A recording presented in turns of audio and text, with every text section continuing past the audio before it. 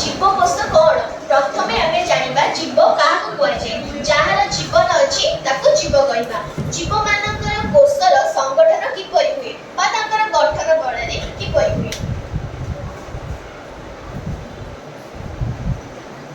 ତ ଜୀବकोश ପ୍ରଥମେ 1665 ମସିହାରେ ରୋବର୍ଟ ହୁକ୍ ନାମକ ଜଣେ ବୈଜ୍ଞାନିକ ଏକ କକ୍ର ପତଳା ଖଣ୍ଡକୁ ନେଇ ଦେଖିଲେ ସେଥିରେ ଯେ ଗୋଟିଏ ମୌଫେଣା ଥିବା ଛୋଟ ଛୋଟ କୋଠରୀ ସଦୃଶ ଅନେକ କୋଠରୀ ଲକ୍ଷ୍ୟ କରିଥିଲେ ବୋଲି ନାମିତ କରିଥିଲେ। ତ 1665 ମସିହାରେ ଆମର ରୋବର୍ଟ ହୁକ୍ ଜଣେ ବୈଜ୍ଞାନିକ କକ୍ ମାନେ ହେଉଛି ଆମର ଗଛର ଥିବା ପତଳା ଚମଡ଼ା ତାଙ୍କର ପତଳାର ଯୋଉ ଚମଡ଼ା ଥାଏ ତାକୁ ଆଣିକି ସେ ନିଜ ହାତରେ ତିଆରି କରିଥିବା କାଠର ଅଣୁବୀକ୍ଷଣ ଯନ୍ତ୍ର ସାହାଯ୍ୟରେ ସେ ଦେଖିଲେ କି ସେଥିରେ ଛୋଟ ଛୋଟ କୋଠରୀ ହବାର ଦେଖିଲେ। ତ ସେଇ କୋଠରୀକୁ ସେ ନାମିତ କଲେ ଯେ କୋଷ। ସେଇଠୁ ଆମେ ଜାଣିଗଲୁ କି କୋଷ କାହାକୁ କୁହାଯାଏ। ତ ଗୋଟିଏ ପିଆଜର ଏକ ପତର ଆବରଣକୁ ନେଇ ବାହାର କରି ଅଣୁବୀକ୍ଷଣ ସାହାଯ୍ୟରେ ଅନୁଧ୍ୟାନ କଲେ ସେଥିରେ ପ୍ରାୟ ଏକ ପ୍ରକାରର ଦେଖିବାକୁ ମିଳିବ ଯାହାଦ୍ୱାରା କି पूरा पियाजटी गठित। पियाजर जदि आमे पतला खंड तार पतला आस्तरण को नबा ताले ताकु जदि आमे अणुबीक्षण यंत्र साहाय्य देखिबा ताले सेथिरे मध्ये कोठरी कोठरी हे टोटली पियाज पतला आवरणटा गठित होइतिबो।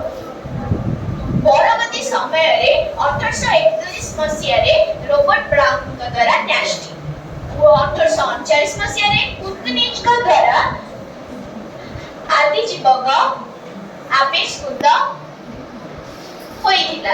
तो परवर्ती समय रे 1871 मसिया रे रॉबर्ट ब्राउन का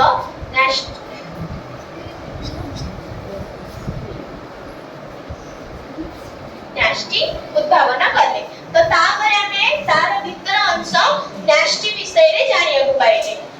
तापरे ए सब को आधार करी 1839 मसिया रे स्टिल्टन और स्वान कोष सिद्धांत वर्णना कले। स्टिल्टन और स्वान 1839 मसिया रे कोष भितर आउ कोन कोन सब अछि एवं तार सिद्धांत हमकु जणाइले।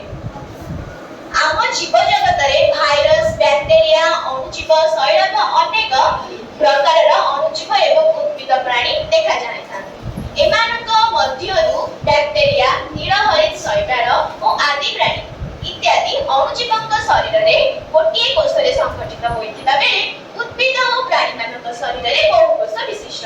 तो कोष एबे हम जानिया पाइले कि एक कोष और बहु कोष जेउ जीवर गोटिए कोषरे तार सब किछि कार्य हेउतबो से सब किछि कार्य प्रणाली को से गोटिए कोष माध्यम रे करतबो ताको हम एक कोष प्राणी कहथौ। जेमिति कि हमर नीलहरित शैवाल बैक्टीरिया। तो बहु कोष एठी कह जाय छि जे माने सेल टी बहुत गुडिक माने कोष संगठित होई जेउ जीवर शरीर रे थिबो ताको हम बहु कोष कहथबा। उदाहरण स्वरूप आमे मनुष्य।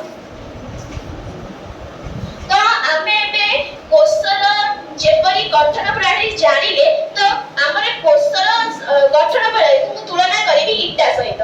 तो कोषर तुलना को इटा कली तो इटा को नै कि हमें कांथ तयारी करबा सेही परि कोष को नै हमें टिश्यू तयारी करता।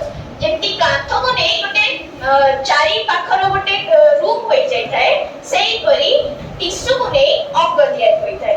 तो सेही जो कांथ को नै हमरे ए जो रूम को नै कि गोटे घर तयारी होई थाए सेही परि अंग को नै गोटे शरीर तयारी होई थाए। तो एही परि प्रणाली भाबरे आमे जेपरि हम जीवन यापन रे देखि थाउ घर करबा सदृश सेही परि कोष को नै कि टिश्यू को नै अंग को नै शरीर।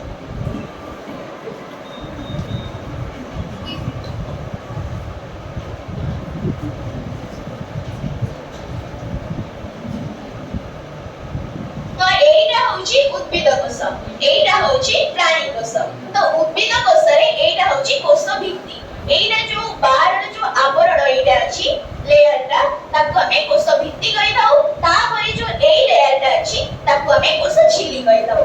गोल्गी बॉडी होची ए जो लंबा लंबा सदृश सेटा होची गोल्गी बॉडी और एटा होची साइटोप्लाज्म। हमर जो एरिया रे माने साइटोप्लाज्म रे ए गुडा को सब रहि अछि। एटा होची न्यास्टी ता भितर को अछि न्यास्टी। एटा होची रसधानी जा हमें कहि थाउ। तो उद्भिद शरीर रे रसधान स्थायी भाबरे